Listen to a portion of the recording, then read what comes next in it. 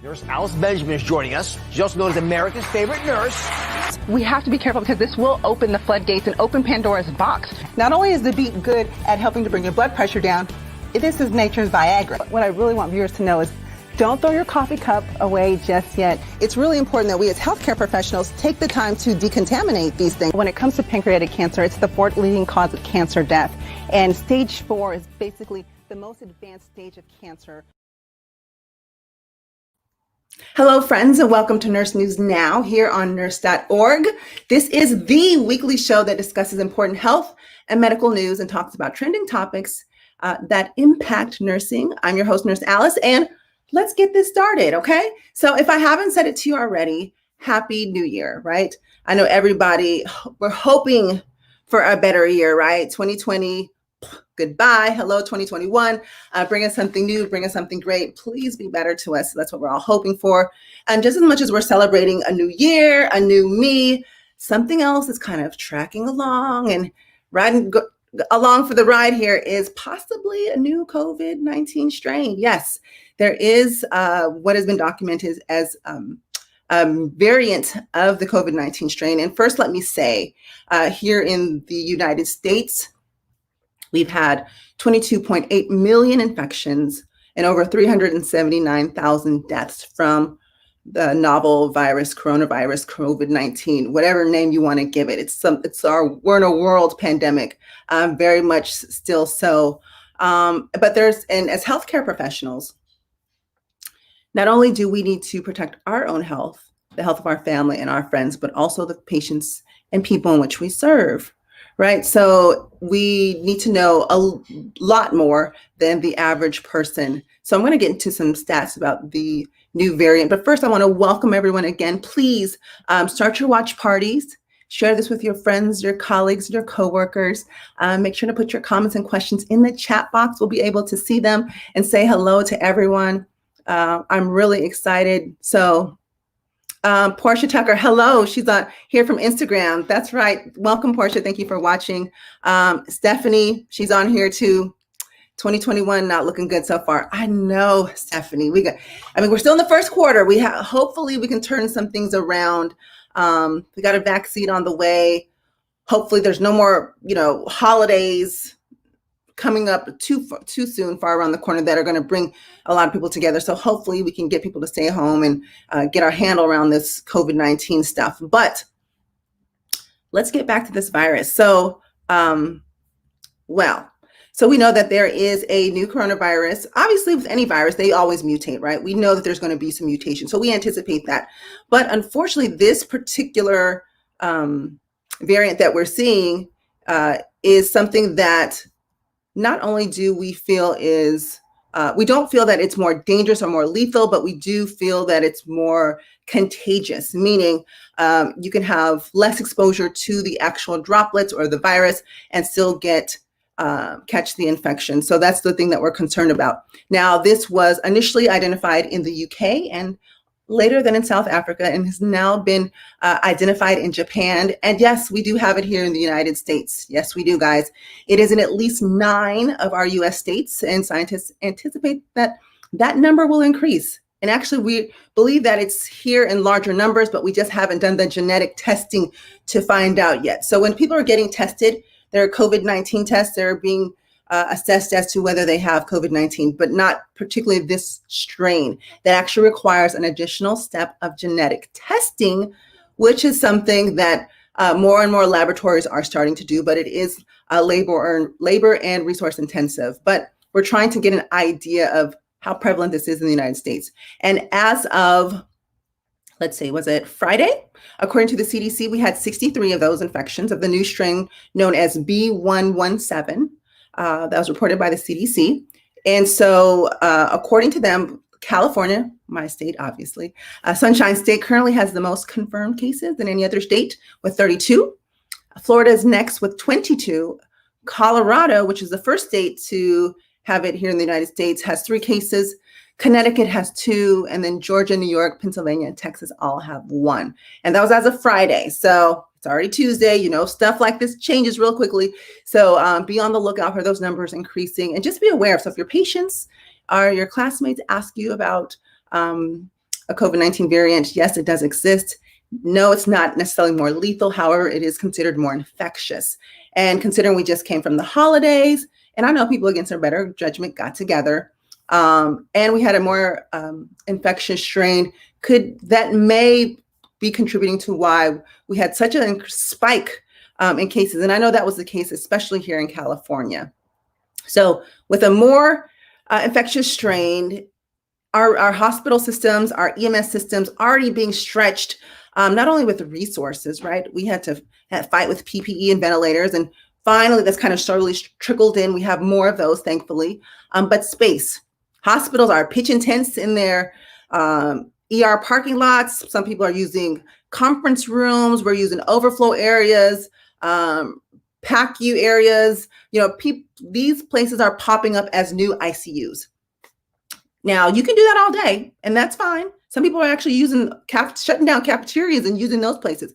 However, where we're struggling the most and where we're running out of endurance or steam, if you will, is staff. We have 4 million RNs in the United States, nearly 1 million licensed vocational nurses, but not all of them are are trained in critical care ICU.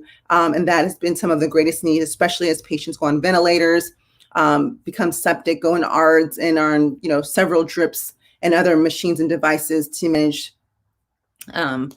their symptoms and to keep them alive, basically. And so we're running out of staff. So we're going to get there a little bit later, but I have a great guest who's going to be joining us. We have Tiffany Gibson, who's going to be joining us. She is a clinical nurse educator and a healthcare diversity inclusion specialist and CEO director of New Nurse Academy. She's going to be joining us later to talk to us more about what does orientation look like during a pandemic.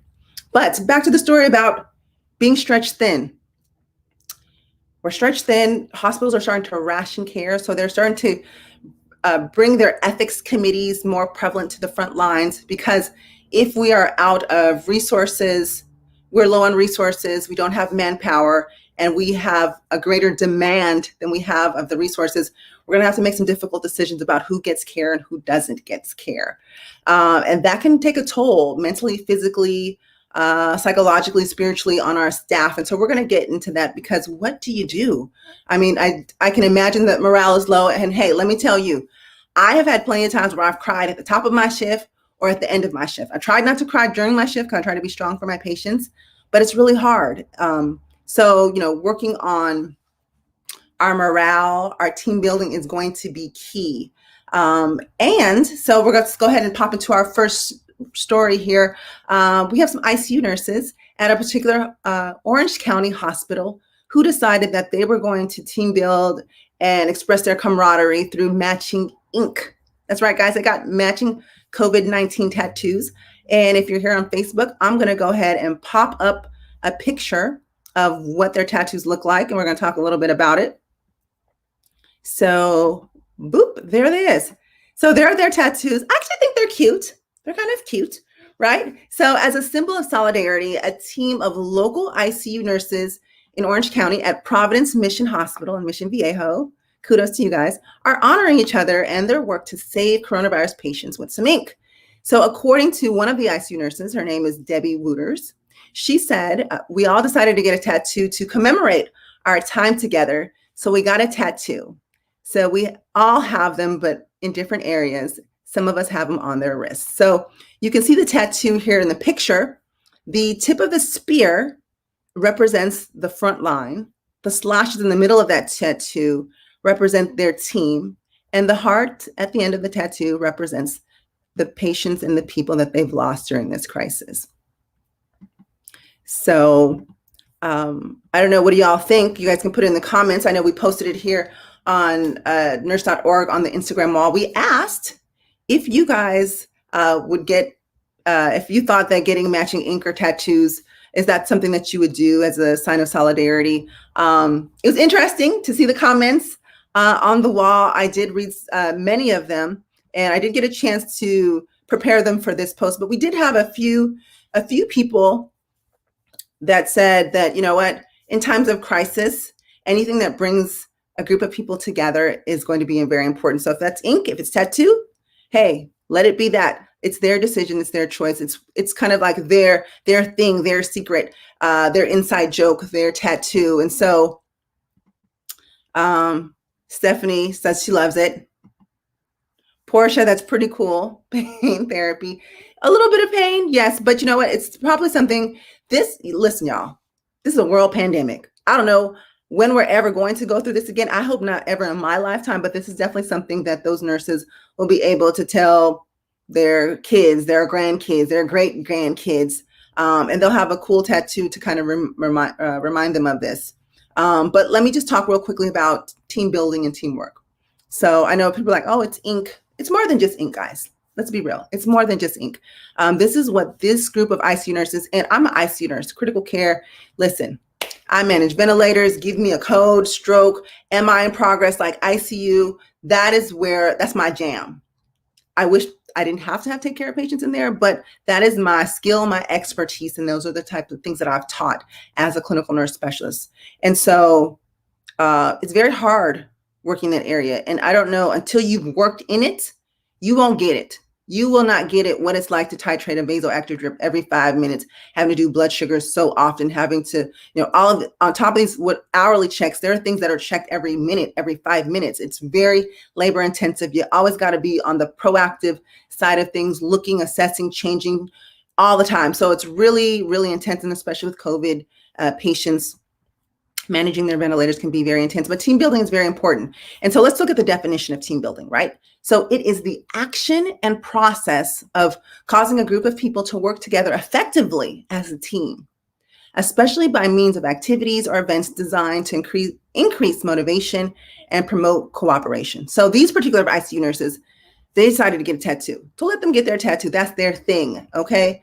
It didn't hurt anyone. Didn't ask anyone else for money, it's their thing. It's what they felt was therapeutic, brought them together. And the most important part is the teamwork, because when it comes to teamwork, trust, collaboration, respect, these are all aspects of a strong team. I imagine that these nurses who got this tattoo share these things amongst each other. Promoting each of those characteristics I just mentioned helps to improve teamwork in nursing, and teamwork in nursing is key. The team is lacking strength in one area. If there's no teamwork, other things will suffer. Patients will suffer. There won't be trust between providers and staff members. They will be unable to communicate, collaborate, and deliver safe patient care. So to those nurses in OC, I want to say kudos to you for your tattoos. I think they're cute, to each his own. For some people, it might be getting matching t-shirts, sweaters. They might get ankle bracelets, whatever it is. And for the guys, they might do something else. But whatever it is that you can do on your unit in your area to build team, to do team building, to build trust, to improve communication, and to help alleviate some stress and kind of that I got you mentality. Because let me tell you, in the ER and ICU, I need to know from my staff members that I got you, you got me. Because I'm going to look out for you and make sure that you're safe. Your PPE is on. You're not walking into any mess. I see the patient crumbling. I'm going to just pop over there. So for those of you who may not work in ICU and ER, when patients come in, we swarm the bed. We're team. We're like team help, right? We're helping everyone. And that's the kind of camaraderie that you want on your unit. So whether you do team huddles or prayers at the top of the shift, whether you are sharing positive affirmations, getting tattoos, ankle bracelets, matching coffee cups, spotting each other with your PPE, or just even checking on each other at home. I have some coworkers, one of them was sick. She wasn't coming. She hadn't been to work. I was calling on, checking her every day. How are you doing? You okay? How are you doing? Okay. That type of caring with my coworkers and my teammates is something that money can't buy. And nurses, y'all know. You know what it's like to work with someone and they're kind of iffy on their skills, they're iffy on their communication, and you don't trust them. It breaks down care. So that's something we definitely want to get away from. And so whatever you can do to team build, we need to do it. We need to do more of it because we are in for the long haul. I don't necessarily see the light at the end of the tunnel yet.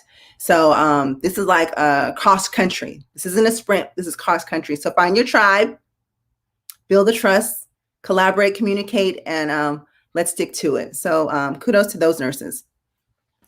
Okay, let's see. We're going to move on to our next topic. What's our next topic here, guys? And I'm loving these comments. You're right, Portia. It is vital. We need to be checked on.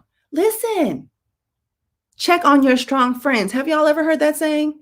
We can be strong all we want to for ourselves, but there comes a point where we get tired, we get weak. We want to be checked on as well. So you guys, we got to keep checking on each other.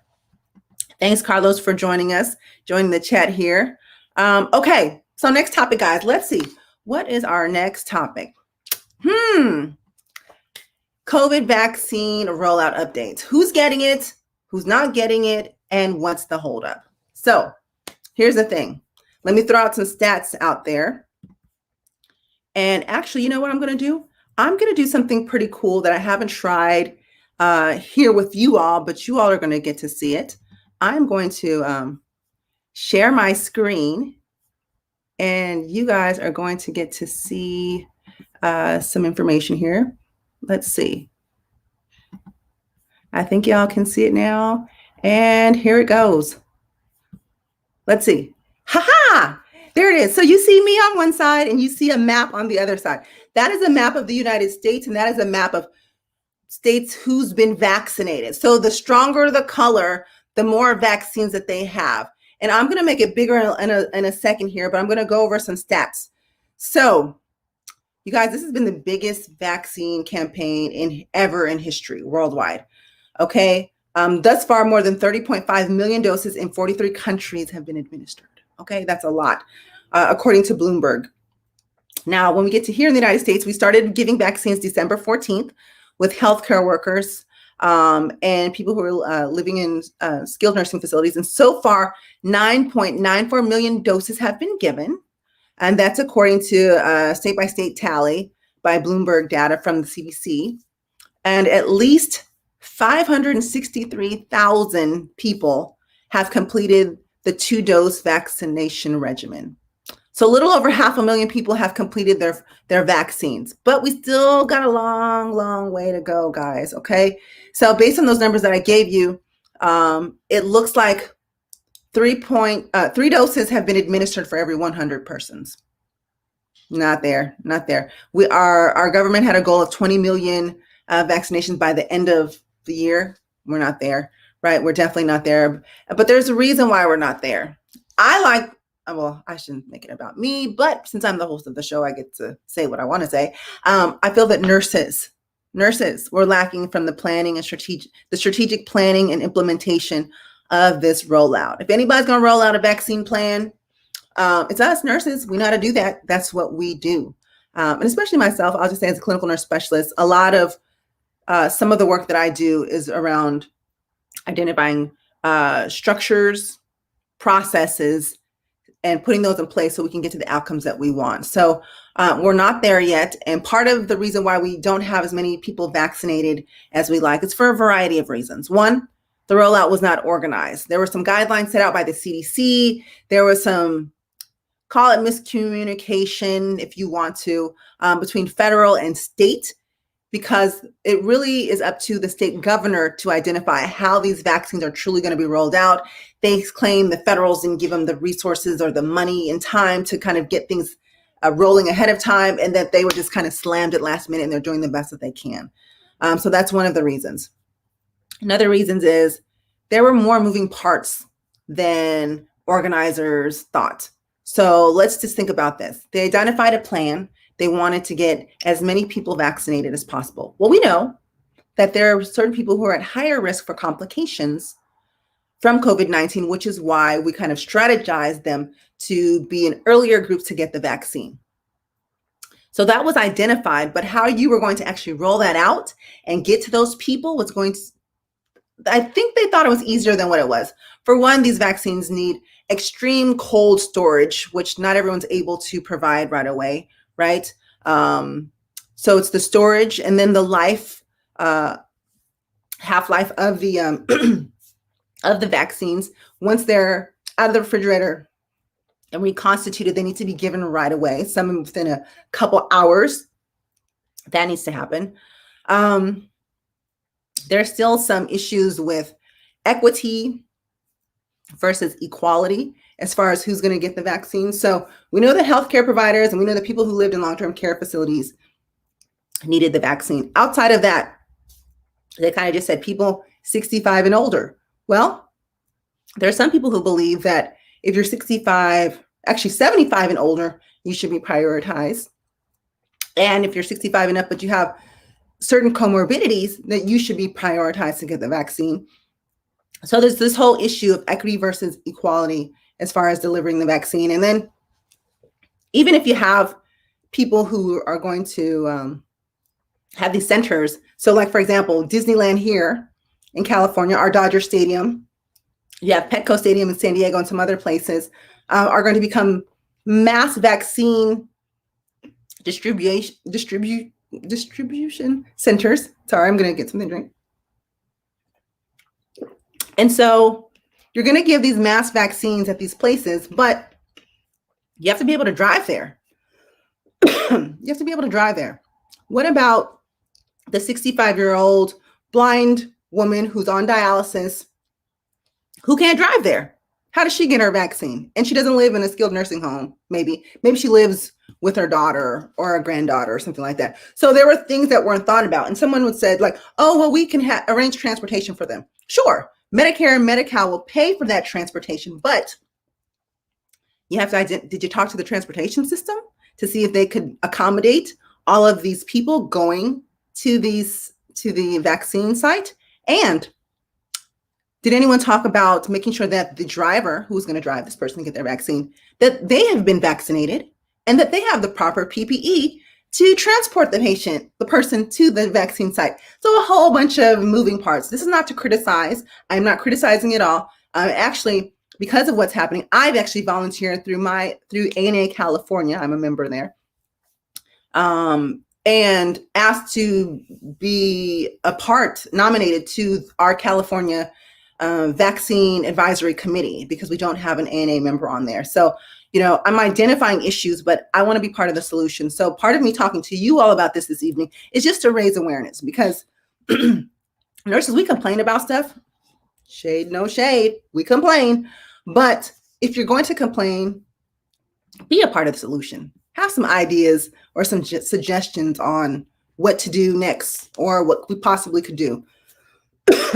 Sorry, I got so excited. Got to drink a little bit more of my vitamin water. And no, I do not have COVID. Okay, let's see what else. And then there's also still some insecurity about the vaccine. Some people still don't trust the vaccine. Not at all. And part of it is, we know that some of these things are deeply rooted in racism, social injustice.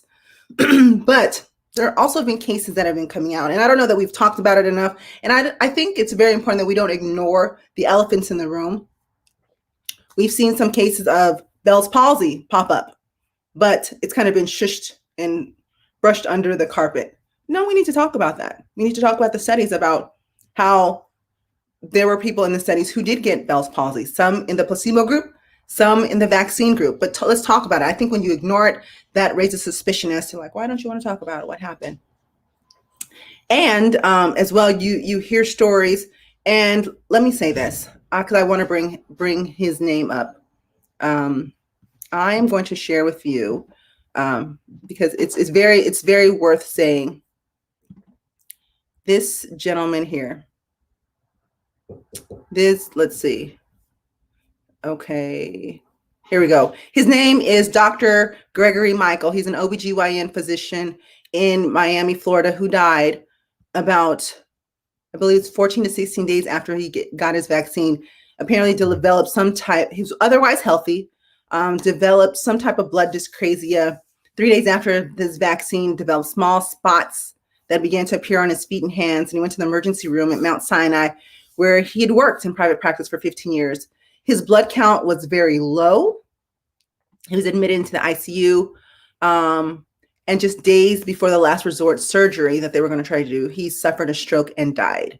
So, and he was otherwise healthy. The only thing that was new was that he received his COVID-19 vaccine. He was very much a COVID vaccine proponent. So, he went to get his vaccine, was trying to do the right thing, had been delivering numerous babies during this pandemic, and this unfortunate thing happened to him. So he received the Pfizer vaccine. Pfizer is taking this very seriously. They are looking into it. They do not know the relationship between Dr. Gregory Michaels and the vaccine. They're looking at that now. But if there is any type of relation, this could be the first fatality from a COVID-19 vaccine, from the Pfizer vaccine. So that's something that I feel that we as nurses, healthcare providers, student nurses, these are things that we should be aware of, because our patients are going to ask us about this, our family and our friends. Hell, we are going to have some questions about it, because there's still a fair amount of healthcare providers who also do not want the vaccine. And there's still, a lot of questions. Now, I'll say this, there's lots of questions. I think many of those questions can be answered by just informing ourselves. I don't know how many of you have taken the time to go to the CDC website and read information there. I strongly encourage you to do so, because rather than running around like a chicken with its head cut off, it's important that we as healthcare providers, that we become a strong force and knowledgeable source of information for our patients, our families, and our friends, and for ourselves.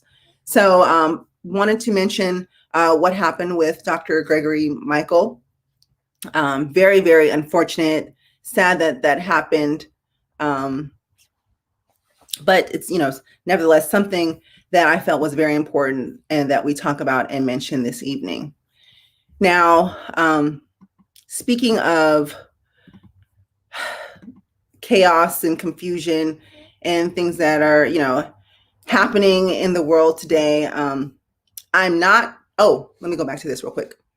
I will let you guys, I'll put the website for this in the chat box. This is a Bloomberg tracker. Here in the Bloomberg tracker, you can take a look at how your state is doing with vaccinations. Again, the darker states are the states that have had the most vaccines. The lighter states, not as many. And I'll say this, I don't want to go wagging my finger saying that states aren't providing or distributing their vaccines.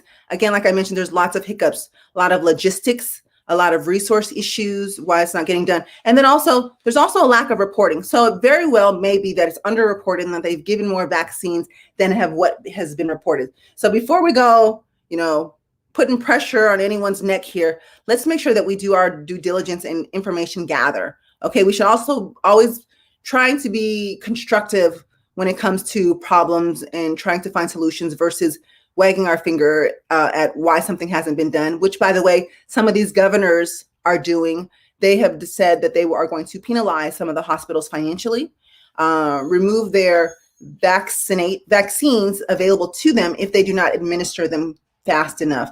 And I think that's unfortunate. And I think we need more nurses on more boards, more committees. Some of these, if you haven't already, you have an interest in this, contact your local ANA for your state and see about getting on the COVID-19 advisory committee for your state.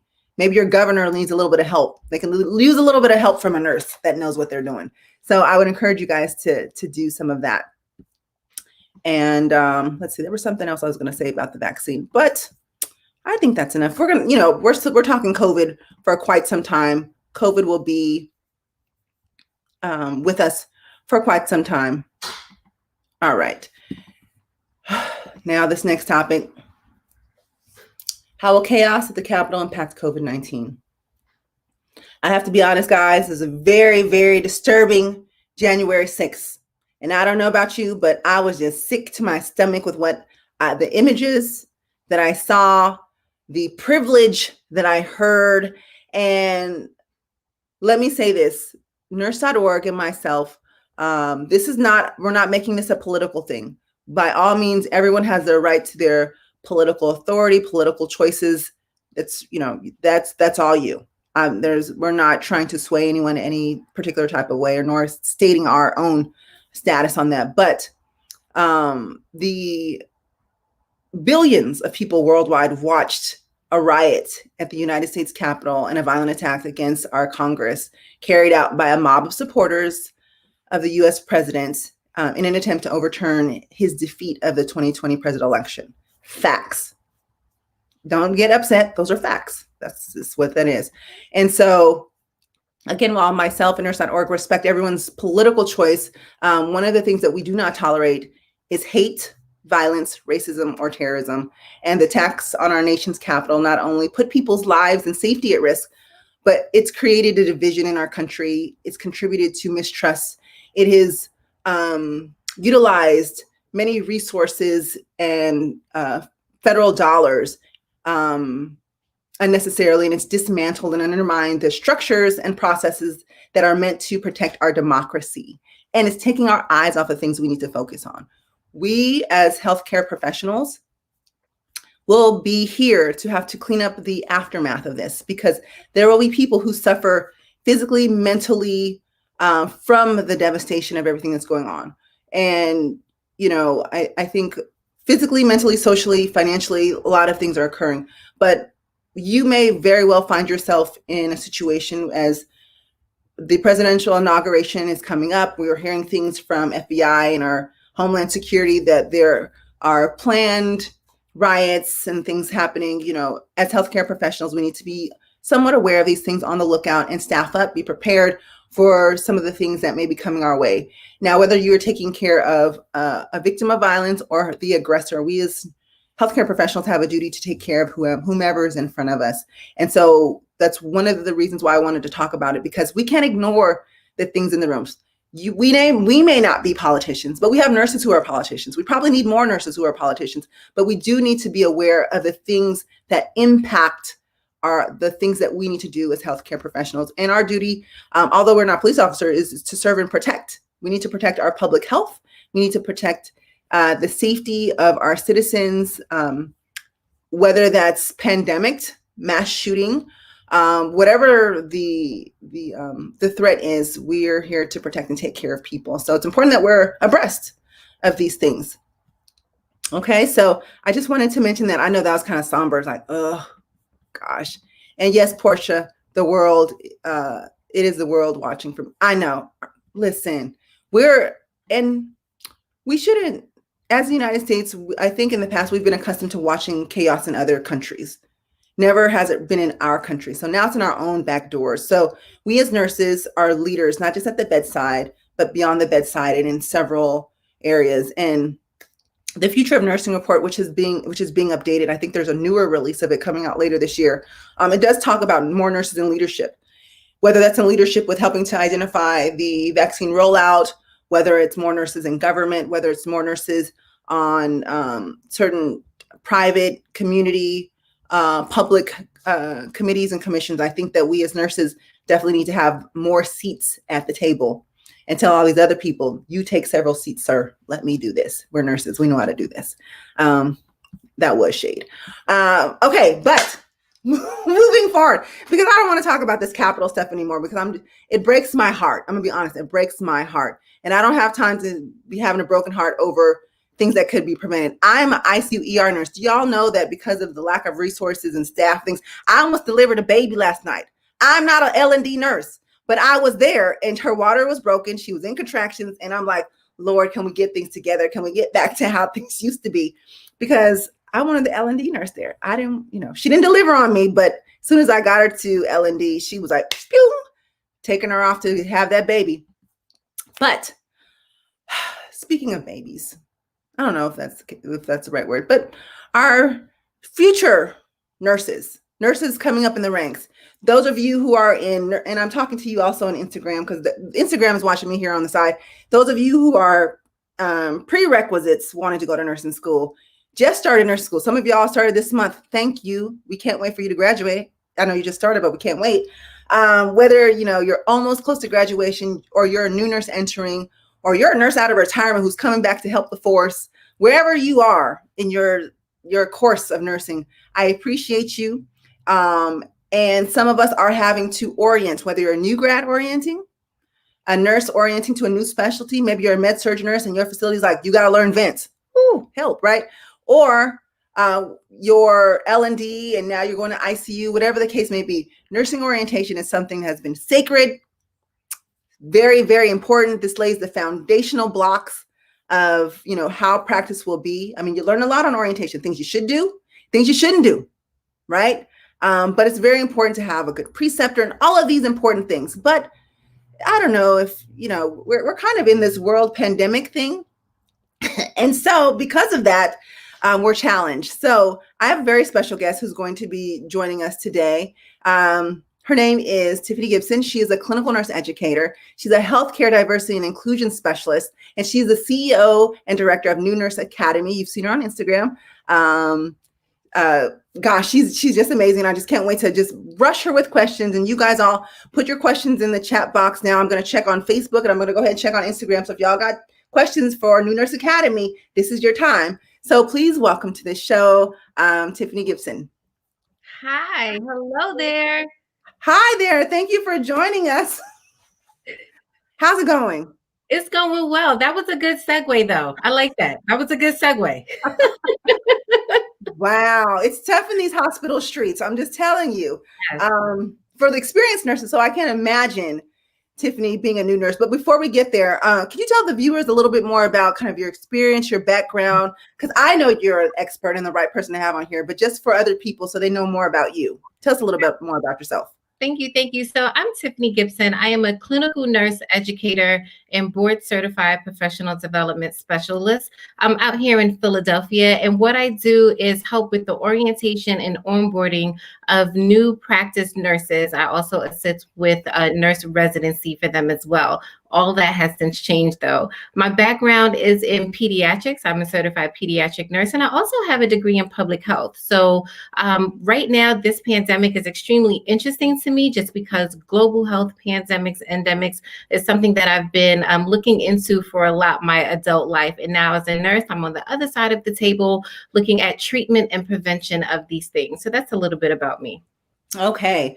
Gosh, so you are the perfect person to have on here. Now, Tiffany, I just have to ask because I've been a nurse for quite some time, so I haven't necessarily gone through orientation as of late. But I remember back in the days, like you have your nice orientation, you have your packet, you have your nice timeline, your mentors, your preceptors.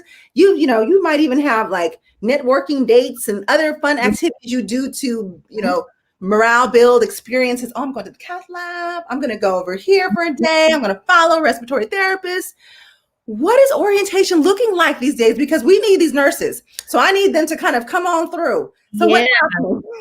So it actually starts from the interview, right? The interview is virtual. You're getting hired virtually, and now orientation and onboarding is virtual as well, which I don't like personally because I miss the energy of being in front of the new hires. They have lots of questions, lots of anxiety and excitement on having a lot of them their first job or coming into a new role. So right now, even just with how the education is being delivered, that has since changed since the pandemic, and everything is virtual or learning modules, which is different. You miss that one-to-one human interaction. And then also the amount of time that you have to get a lot of these things done has shortened greatly. So whereby a med surg nurse would have between 8 to 10 weeks on average, depending on their experience, to get acclimated and onboarded to the unit, it's now 4 to 6 weeks. Which is not a lot of time, especially when you think of a lot of the new nurses who are graduating don't have the clinical hours that they would have if they were in school. And so they're starting a role with a lot of virtual sim clinical experience. And then they're not getting a lot of that onboarding one-to-one orientation for the length of time that they would have. So lots of anxiety. Okay, so you raise a good point. So I remember, so as nurse faculty, we, the pandemic hit last March. We, as educators, were kind of the assumption like, okay, hospitals will understand. They're going to maybe extend or provide for these experiences during your orientation. But that's when we didn't anticipate that the pandemic was going to be stretched out this far. We were hoping that would end sooner. So we have more and more nurses coming through nursing school with, like you said, without that clinical experience. It's simulation. We have labs in class, but I know it's not the same as taking care of an actual patient. So when nurses are hired, are they asking questions about that? Is there any kind of plan to help them gain those clinical experiences? Or is it kind of like, not right now, world pandemic, we'll visit it later? Like what's not right now, world pandemic. So luckily for me, I'm in an institution that has a nurse residency program. However, the new hires don't get into the residency program until after their orientation. And then there still may be some time in between there. So you could start your nurse residency maybe 6 to 12 months after you've been hired. And by then you've already been around the block and you don't really care about residency at that time. So there's really not a lot of hand holding. We understand what you've been through, but we also have patients to take care of. So we need you to hurry up and onboard and get it together. Yeah. Okay. So what happens, and let me back up a little bit. Is it because we're in a world pandemic and hospitals are in need for staff, is it easier for new grads to get jobs nowadays in the hospital? Because there was a time where new grads like, I can't get a job in the hospital. I have to go apply at a SNF or a clinic or things like that. Because at the time, hospitals kind of had their pick, like, oh, we want more experienced staff to bring on. So, but now we're in a world pandemic. We don't have enough. I know for sure we don't have enough critical care trained staff. And not saying that everyone's going to critical care, but hey, we'll take whoever we can, right? Right. Is it easier for new grads to get jobs because of the climate? Yes, it actually it is a little bit easier. And here's the thing that I tell my clients. Don't worry about your hard skills when you're looking for a job, because we understand on the hospital side that you don't have the clinical experience. And so a lot of student nurses and new grads are worried about, well, will I be hired because I don't have the clinical skills? We know that part. For us, what we're looking for is the soft skills, right? Do you know how to be a team player? Do you know how to be respectful and cordial? What is your personality like? And can you fit in with the team? And because we need you to fit in quickly. So that's really what we're looking for. So we understand that you may not have a lot of experience, and that's okay. We're going to show you what you need to know to at least start. We're going to show you what you need to know so you can be safe with the patients and provide safe, competent care. And then after that, we'll circle back and make sure that you have all your pieces in place. But it is a little bit easier for new grads to get a job right now. We need you. We definitely need them. And I'm so glad that you mentioned that, the soft skills, because I can't teach you how to be compassionate, how to care, how to be a team player, how to listen, how to communicate, and this is not all new grads, so no shade to y'all, but some of y'all come in like already with your HSBL, like all the ALS's certifications. And I'm just like, how'd you get that? You haven't, and then like, everything. And although we value the knowledge, we really do. We really, at this time, we just need because you can teach as you go. So if you're open to learning, I'm open to teaching. Now we have a question here, Tiffany. Stephanie, she has a question. She says, should we expect more mistakes? So I'm actually glad that she said that question, but to expect more mistakes is to anticipate error. And that's not what we want to do when we're taking care of patients. Not at all. Now, granted, you may not have the length of time of orientation that we would like for you to have. And you may have more than one preceptor. You may have a preceptor that doesn't know how to precept. We understand that too, because also we're not teaching preceptor class anymore like we should be, or that we could be. So we understand all the variables. However, you still know how to be a safe and practicing nurse. We still want you to do all the rights of med admin. We still want you to ask questions. We still want you to use your resources. We still want you to escalate concerns and advocate. We still want you to speak up. We don't want you to just be out there all willy-nilly. We understand that you have more patients than you would like. We get that. And there's just a lot of different challenges at the same time. That does not mean that we are accepting of errors. We still have to be responsible for the care that we give. And if you don't know something, please say you don't know. And one of the things I say is, I'm not safe. That's code word for stop. I don't feel safe doing this. That you should say that and really mean that. And hopefully your leadership hears you and understands. Yes, that's very important. But I'll say this, let me just, because as you mentioned, we're not teaching preceptor courses. Some nurses, like, we just love them to precept. Like, you're not even my preceptor, but precept me, because I love how you teach, you're nurturing in that sense. We have some people, unfortunately, who get assigned to precept because of their experience, or that's who's left available. And sometimes they can be, what's the word I'm looking for?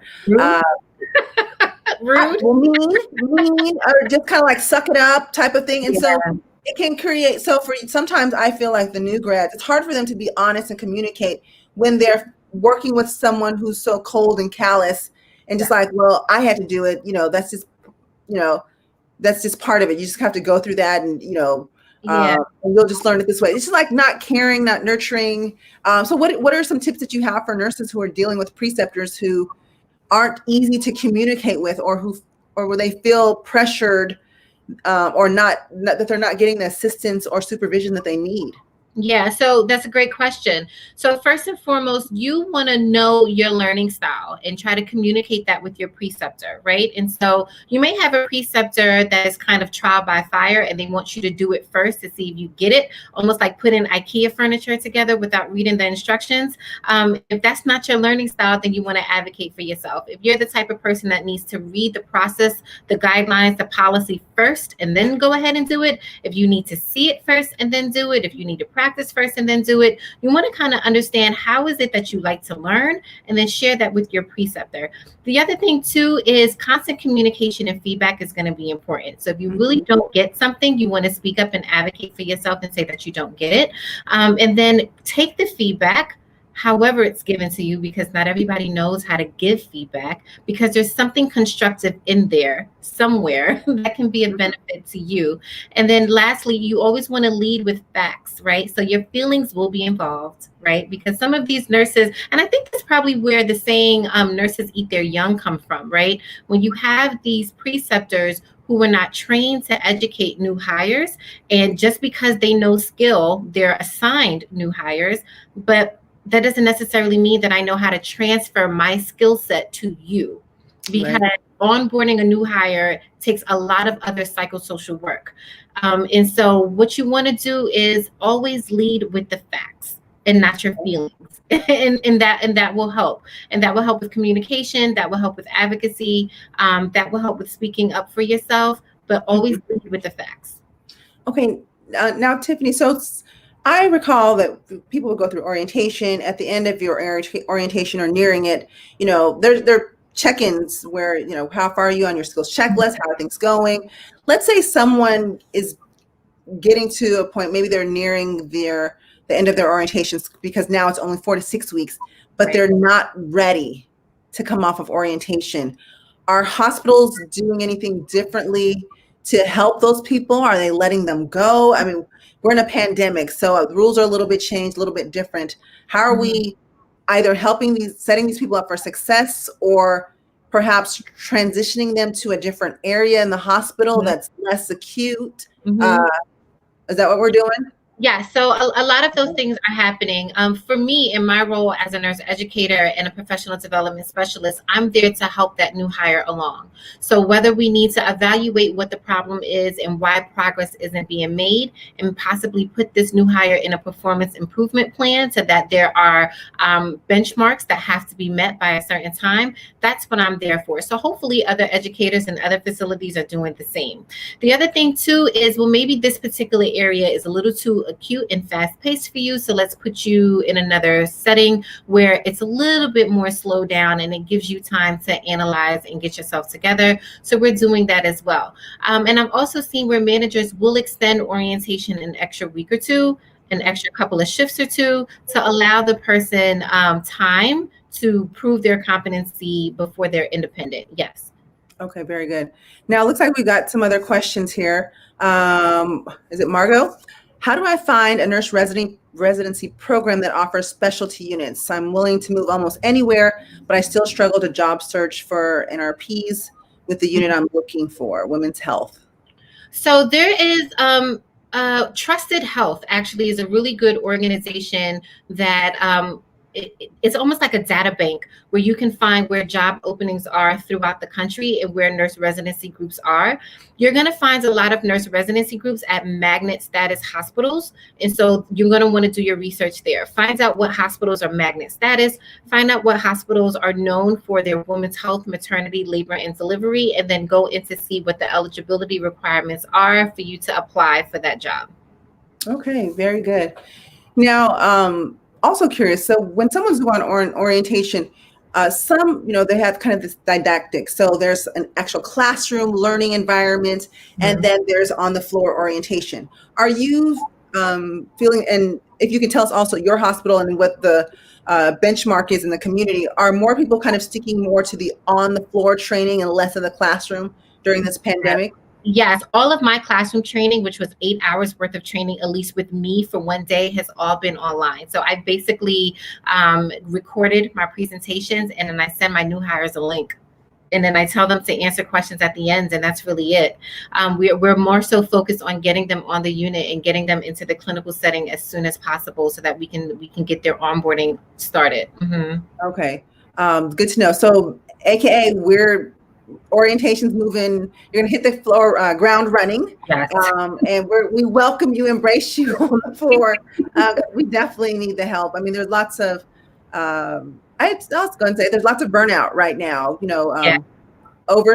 Understaffed, high acuity, and so we need more staff to also kind of break each other. Because we're better in larger groups as much as possible. Yeah, there's not a lot of downtime. That's what I'm noticing. I'm noticing that the nurses in my hospital at this point, we are not afraid of COVID like we were March of last year, because at least now we understand it. We have the medication, the treatment, and we know what to do. What the problem is now is the lack of downtime in between. So it's this either steady pace of high acuity or a surge of acuity, but there really isn't any downtime for people to kind of exhale. And that's where a lot of the burnout is coming from. Okay, that sounds about right. So there's no more. So I don't know about your facility, but there's no more break nurse, no more resource nurse. Private nurse has patients, and that's just what it is. Because some places, I'll be honest, some places have the luxury of having all of these roles. And now during pandemic, we can't afford to have those roles. Now, having a meal relief period and some type of break in your shift is critical, so you can refresh and rest. That is needed because you need to think straight, not pass out because your sugar is low, but just some of those extra people. Now, what about staff in the hospitals? Like, I don't know, IV teams. I'm trying to think of teams, kind of those luxury teams that many hospitals had. I think of the IV team as one of them. Is our hospital doing away with those? We still have our IV team because they also place PICS and midlines. And so our IV team is specialized in central lines as well. So we still have them, and we're using them a lot because a lot of our patients need the lines, right? But our wound prevalence team, they've been dismantled. A lot of our other NICE teams, our NICE teams, they've been dismantled. They have because they're being utilized for patient care at this point. Oh yes, I can imagine teams being dismantled and reassigned, and other roles taking on the additional roles. So we have another question here. We have from Stephanie. Have you seen a rise in GNs leaving due to pressure? I personally haven't at my hospital. No, we haven't. I can say that we have a really good nurse educator team. And so we round and we follow up with our new hires. We know where our new hires are in the hospital, and we do some check-ins with them throughout the first couple of months that they're there. And our retention is actually good for new hires. Now, after 12 months, our retention rates do look a little bit different. But for the most part, the mind of the new hire is, I worked so hard to get this job and I'm here. And so they want to keep the job.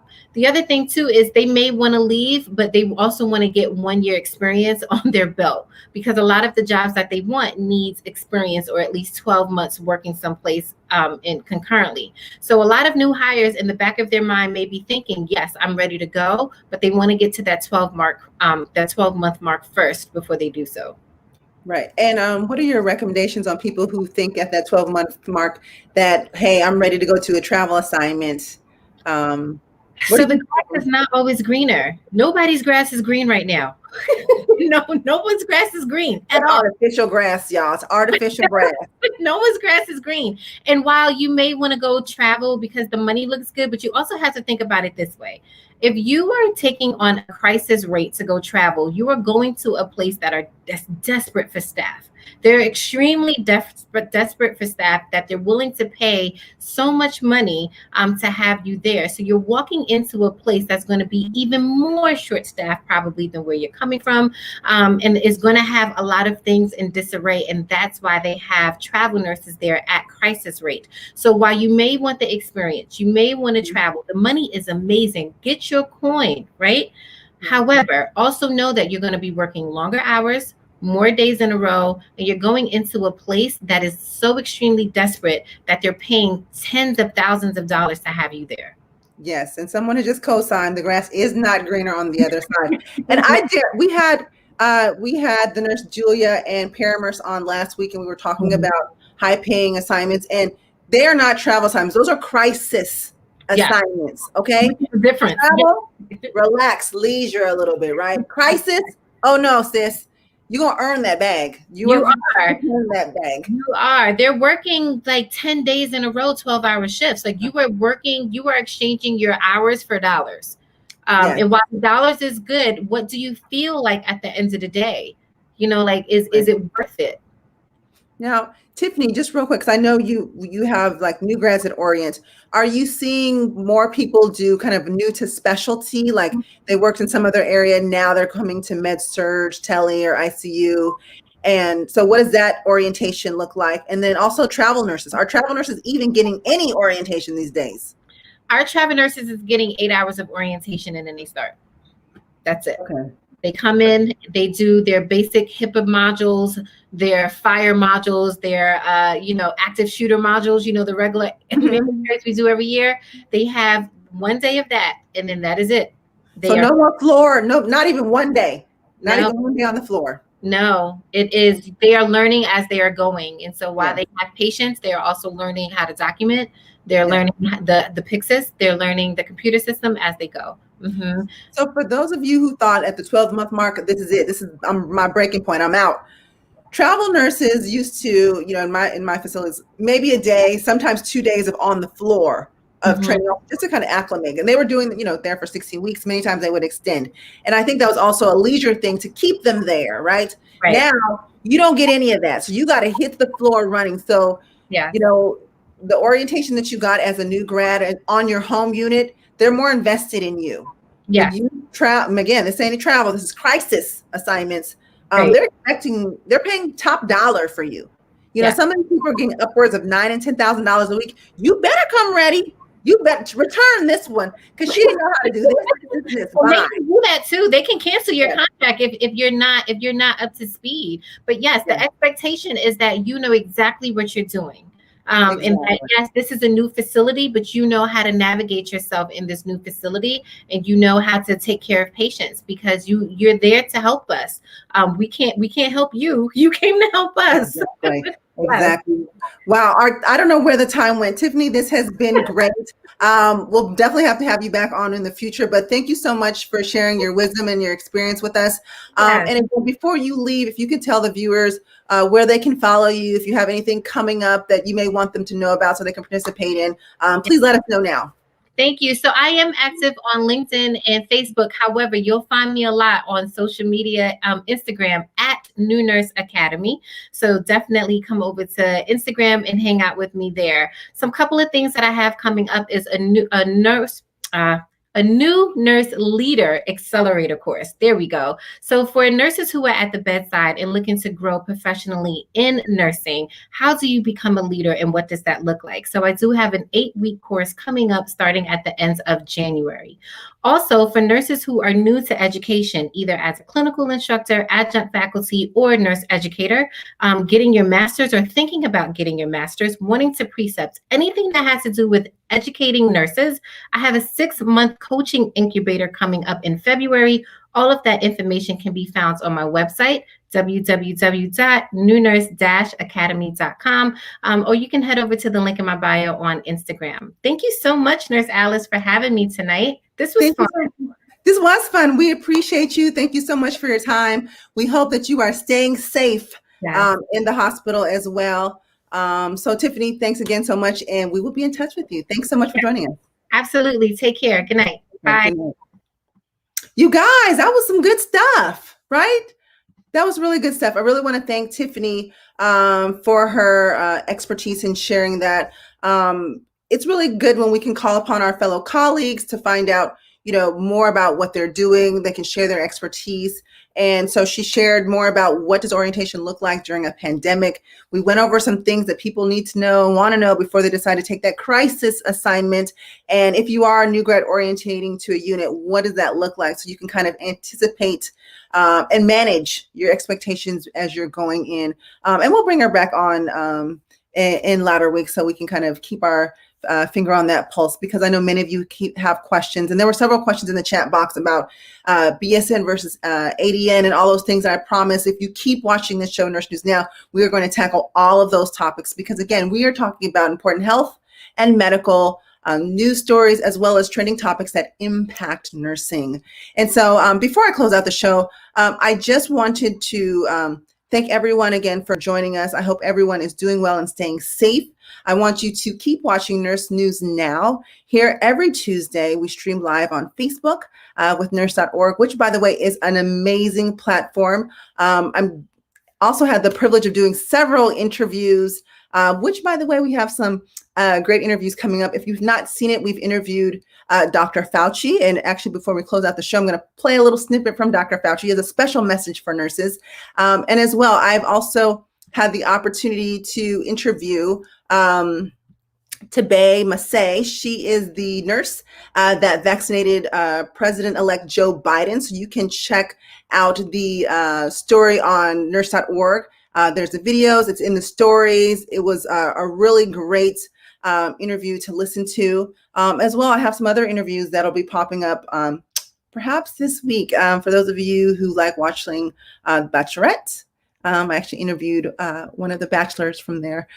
So that interview will be coming. And I'll also be interviewing the ANA National President very shortly, that interview, plus several other interviews coming along the pipeline. But if you have an interest, if there's someone you'd like to see as a guest on this show, maybe you want to be a guest on the show, please let us know at nurse.org.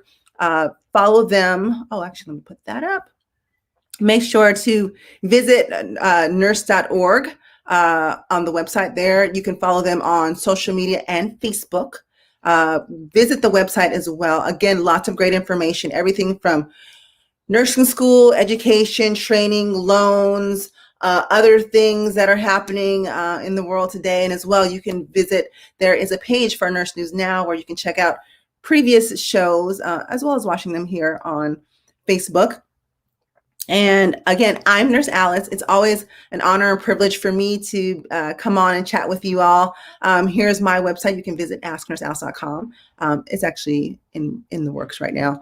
And follow me on all social medias at Ask Nurse Alice. I'd be happy to chat with you, invite you on as a guest. Tell us what's going on in your hospital, what's going on in your nursing school. We'd definitely like to highlight you and what you guys are doing. Any interesting stories or questions that you might have. We definitely want to make sure that we're delivering information that is important to you. And so as we head out of tonight's show, want to again thank you. Please set your alarm clocks for every Tuesday, 6 p.m., 9 p.m. Eastern time to watch Nurse News Now.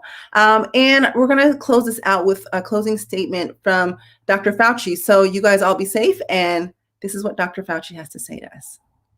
What closing words would you have to the nurses who are still on the front lines helping to fight COVID-19 as they work tirelessly during these trying times? Well, I will say now what I say every single time we talk about the nursing profession and COVID is that you are all the heroes of this outbreak. I don't think that there's anyone that can have any appreciation of what goes on in the trenches without realizing that the extraordinary effort, courage, devotion, commitment of the nursing profession, as well as other healthcare providers, is absolutely essential to our response. And everybody in the world needs to recognize the importance of what nurses do.